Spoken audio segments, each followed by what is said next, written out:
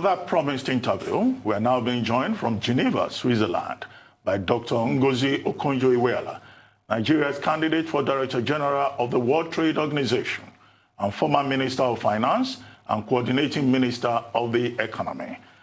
Welcome to the program. Good morning, Dr. Okonjo-Iweala. Thank you for joining us.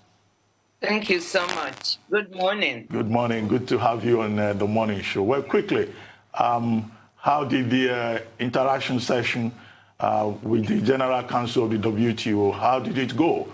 We saw your interview with the press in the media, but what was the experience like?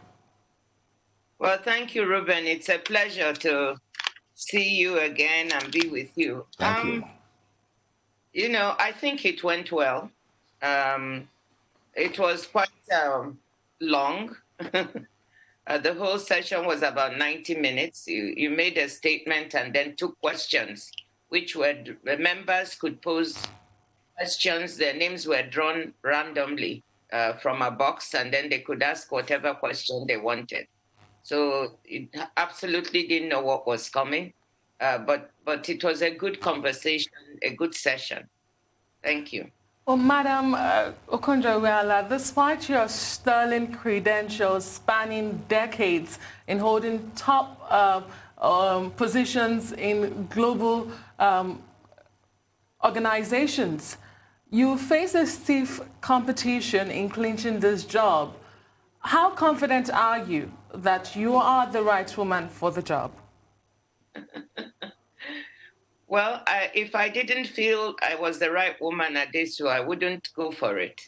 And I'm confident. It's always a little bit difficult to praise yourself and tout your credentials. But I think that I have the experience required. The WTO is facing a significant number of challenges at the moment and needs a lot of leadership skills. So you need a leader who has a combination of trade skills, political skills, managerial ability, an ability to build consensus, to listen, to get results, because there are a number of issues on which the WTO needs to make changes. And so I think that long experience of managing an international organization at the World Bank, I was managing director operations #2 effectively for a number of years. That experience, along with having been a finance minister, when I was finance minister, I had customs reporting to me, and there was a lot of work on trade facilitation. So on the trade side, during most of my career at the World Bank, we were working on economic policy issues, including trade policy. So you've got that.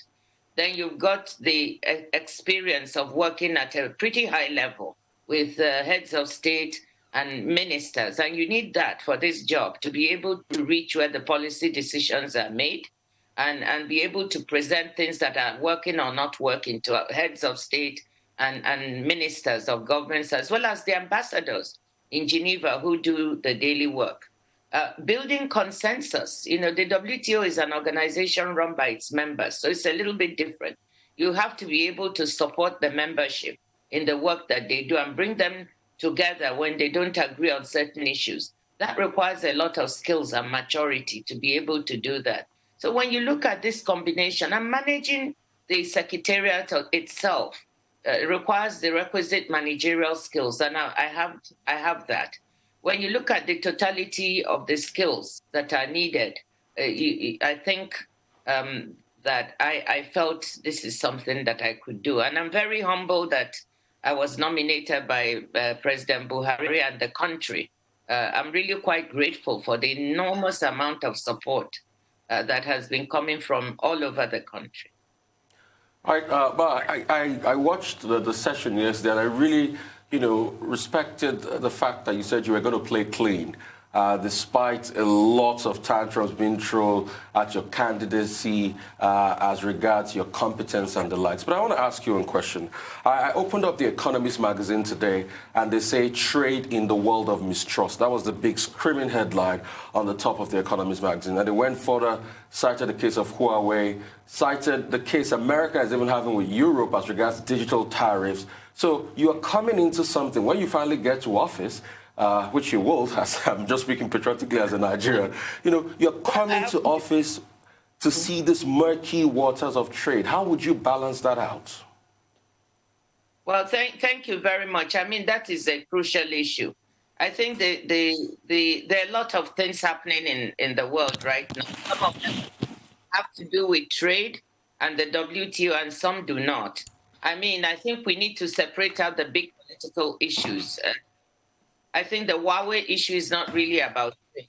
It's really about high-stakes politics between two major powers. So we need to separate those things out. We can't confound them, because if you do, you won't make any headway with the work that needs to be done at the WTO. I think we need to focus on the things that the WTO does. How do we make the rule book for trade up to date? How do we support the members so that they can negotiate with each other and actually agree on these new rules?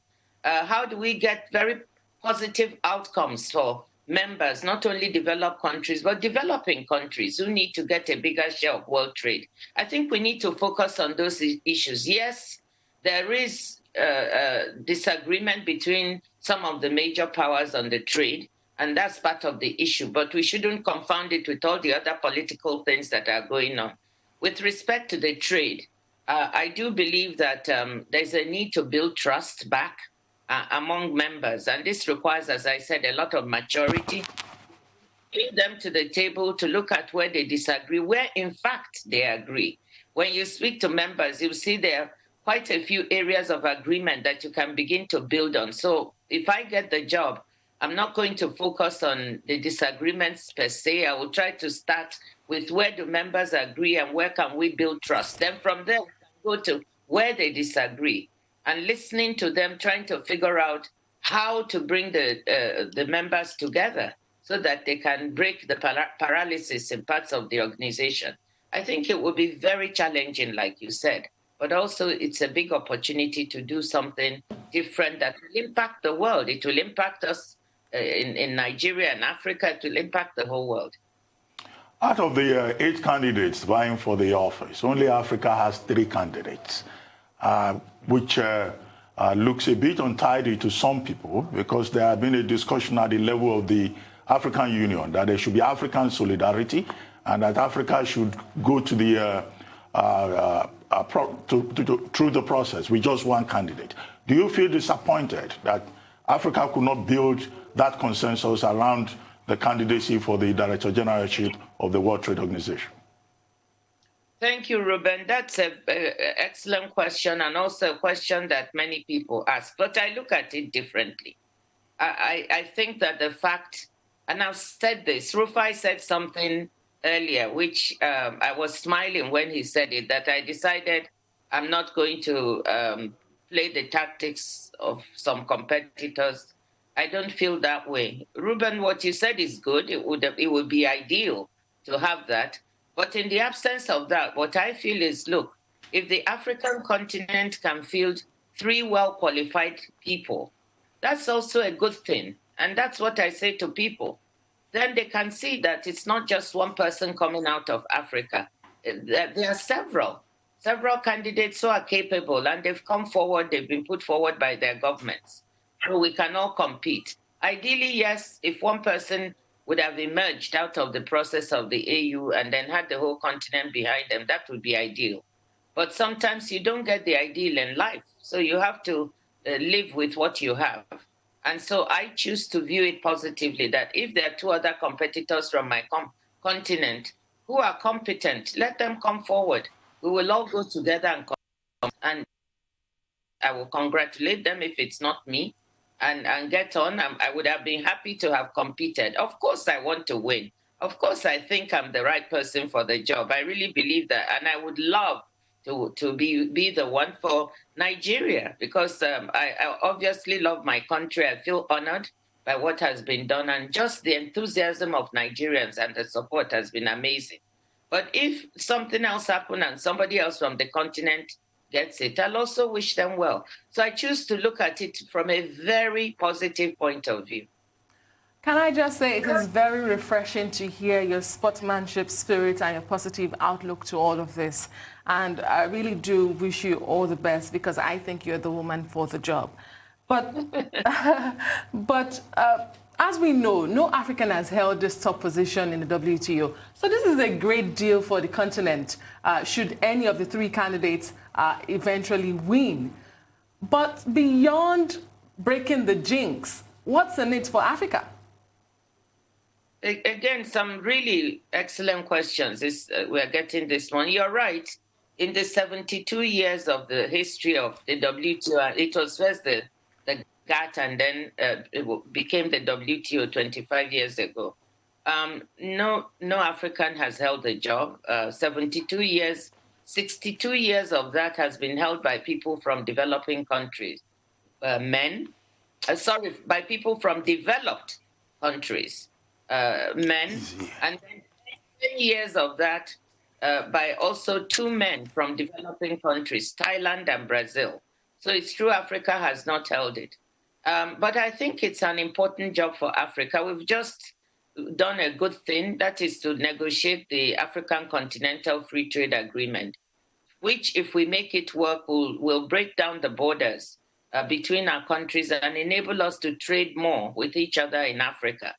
That trade and that Continental Free Trade Agreement, if it is buttressed by world rules of the WTO that can help support and complement what is being done on the continent, that could help us boost Africa trade outside also. So we need to boost trade within the continent, but also we need to boost Africa's share of trade outside the continent. It's fallen from 5% a few years ago to now about 3%. And that is so low and is stagnating along that number. If we're truly to kick off the continent and develop, we need to produce more inside. That means we need to figure out how to add value to our products. We're still exporting mainly unprocessed products, primary products. For us to create good jobs for our young people in the future, we need to produce more, we need to process more, and then we need to export it. So that combination, we have to export some to the outside world and some among ourselves. And the WTO can be very helpful. The second part of that is that the WTO has a program called Aid for Trade, and that provides resources, capacity building, support for countries to be able to trade more. It does analysis about what lies in the way of particular countries being able to trade. And then how do we remove those constraints? So if I got the job, of course, I'd be able to work with the World Bank, the IMF, the African Development Bank, and put together a bundle of resources around trade and investment. Because the WTO also looks at, in fact, right now there are negotiations going on investment facilitation, which will truly benefit our countries. So all of these things are complementary to what we're trying to do on the continent. And that's what excites me, the possibility that we could really be at the international level and find resources that can help us do better on the continent. That is very attractive. Number one will be, how can you ensure fair trade? It looks like a word far-reaching. How can we ensure fair trade in the world? And secondly, there was a report recently out saying that Nigeria will play very highly in the world scene in about 80 years because of our population. So how can we harness Africa's population for trade benefits all over the world?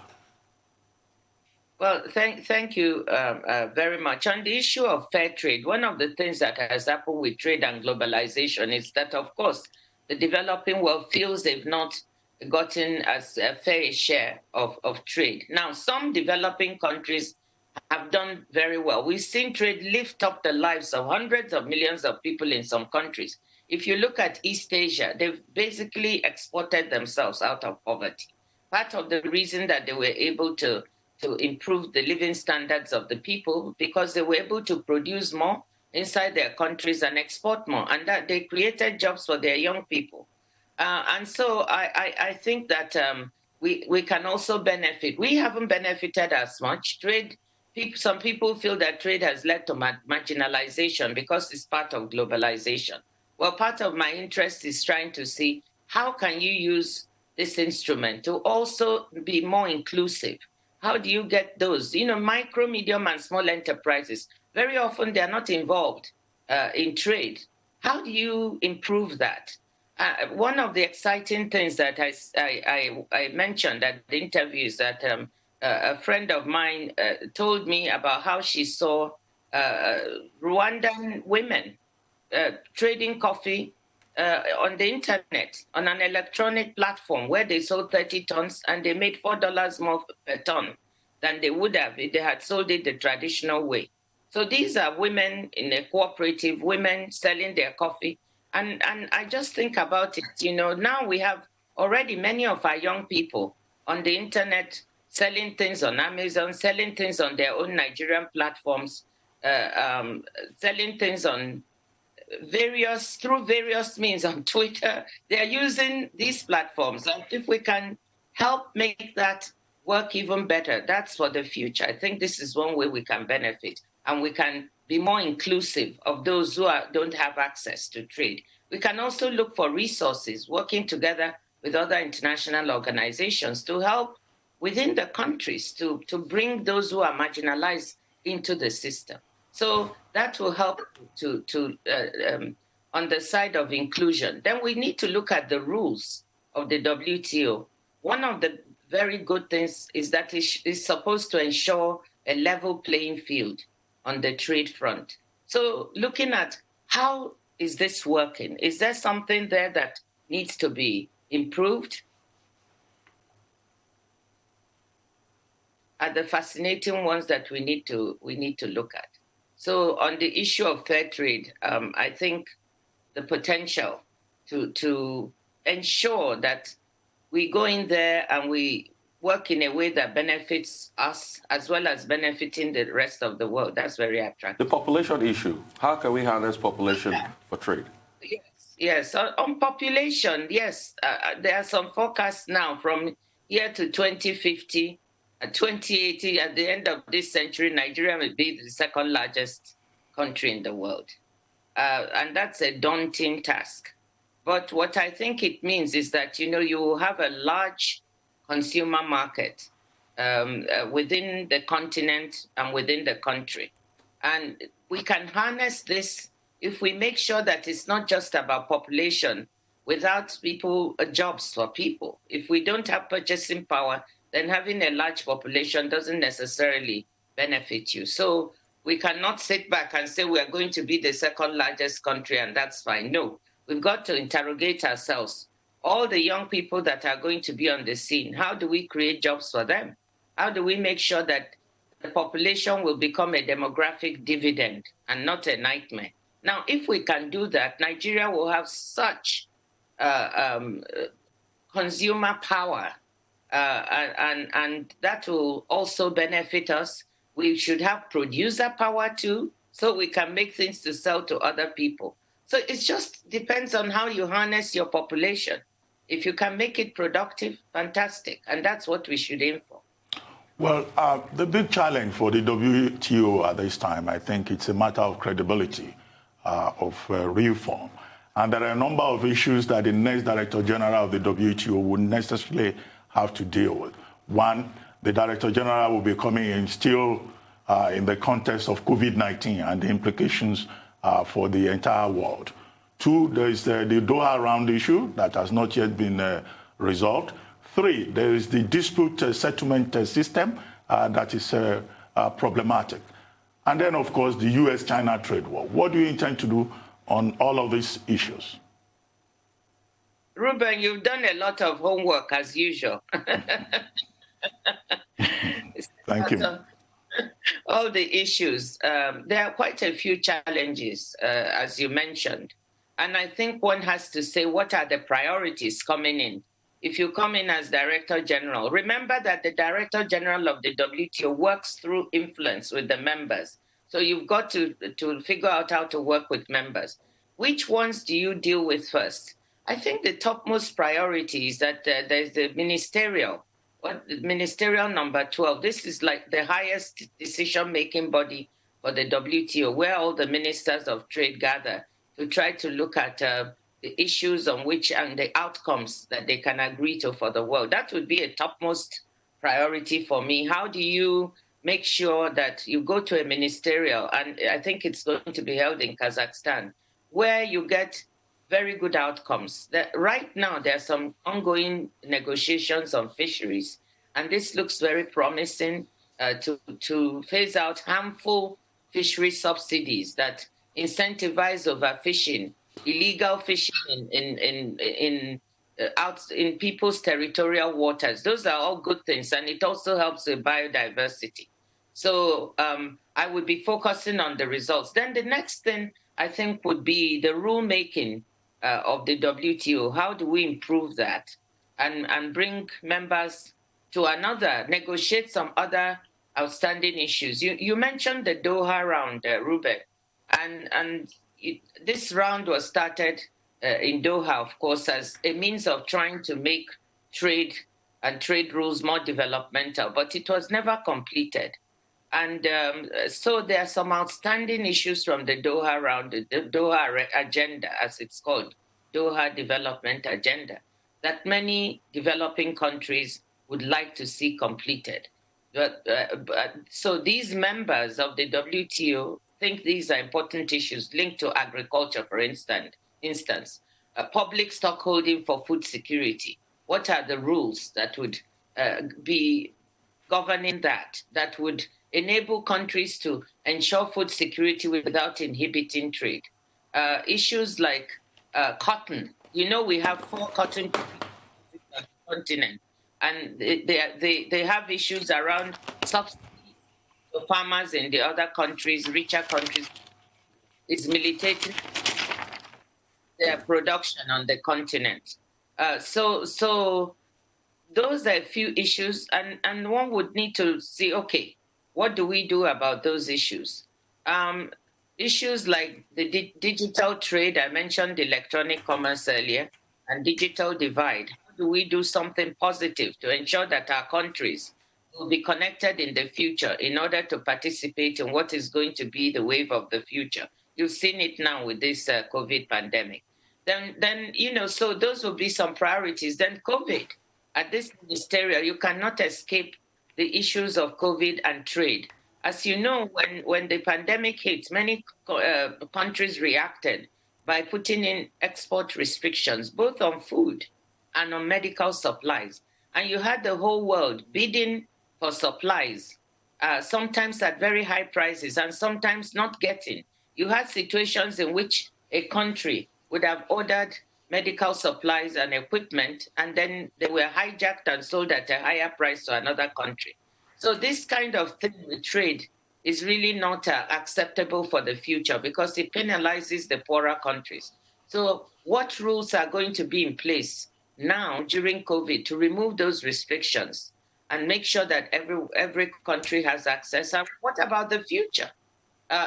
This is not the only pandemic. How do we get rules for the future that ensures that there's equity and fairness in accessing things like medical supplies, even vaccines? I mentioned I'm chair of the Global Vaccine Alliance, Gavi, and one of the things we're right in the middle of now is looking to see which vaccines are going to be certified by the WHO, and then making sure that our countries, the poorer countries, the developing countries, don't stand at the end of the queue when these vaccines arrive so that they are bought up by richer countries. No, we're going to make sure that the rules of the game, again, for vaccine access, for trade in these kinds of supplies, evolve. So that would be a priority, Ruben. And then the dispute settlement system. This is what underpins the WHO. If you have a rules-making organization that says, here are the rules on which the world will trade, a multilateral trading system, you need a place where, when there are disputes, the entire world can come there. And this had been a crown jewel of the WTO, where all countries, from the big ones to the small ones That's what makes WTO attractive. This is a place for every country in the world. That is not working at the moment. So it would be a top priority to try to get that going again. And it's not going to be easy because members have some fundamental disagreements on how the system should work. But building on the areas of agreements, I think we would kickstart that. So there are numerous other issues, but let me leave it there. Very interesting and challenging issues. You asked me about the gulf between the two powers. This is, on the trade side, this is an issue that will need to be looked at. But like I said, it's not just between US and China or between Europe and US.